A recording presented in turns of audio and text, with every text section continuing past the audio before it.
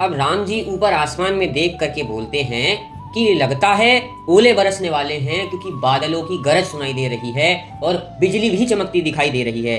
जिस पर विभीषण जी बोलते हैं कि हे प्रभु, ऐसी कोई फिक्र की बात नहीं है, ये कोई बादल या ओले की संभावना के कारण नहीं है। असल में हुआ क्या है कि यहाँ चोटी पर एक महल है।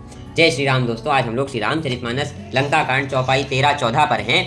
तो विभीषण जी कंप्लीट करते हैं कि ये जो महल है, यहाँ पर रावण अपने एंटरटेनमेंट का प्रोग्राम करता है, जिसके कारण उसके ऊपर जो छत्र है उस पर जब स्वरों का, नाच गाने का और वादन यंत्र का, जो म्यूजिकल इंस्ट्रूमेंट्स है उनका जब इको प्रोड्यूस होता है तो वो यहाँ तक सुनाई देता है। जो आप बिजली चमकने की बात कर रहे हैं वो ऐसा इसलिए है क्योंकि जब आवाज और सूर्य की किरणें मंदोदरी जी के कर्णफूलों पर पड़ रही है तो वो रिफ्लेक्ट हो रही है।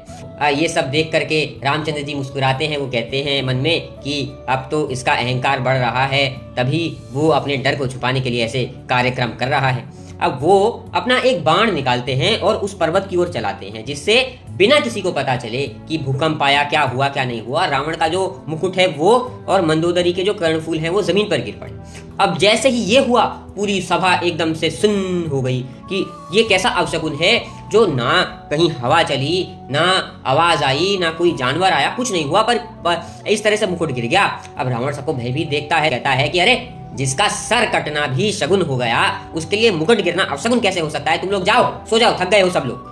अब मंदोदरी जब सब लोग चले जाते हैं उसको समझाती है कि हे प्रभु, आप बार बार वही गलती कर रहे हैं, आप क्यों नहीं समझ पा रहे हैं? अरे, ये रामचंद्र जी विश्व रूप भगवान हैं, आप इनके किसी भी संकेत को समझने की कोशिश तो करिए।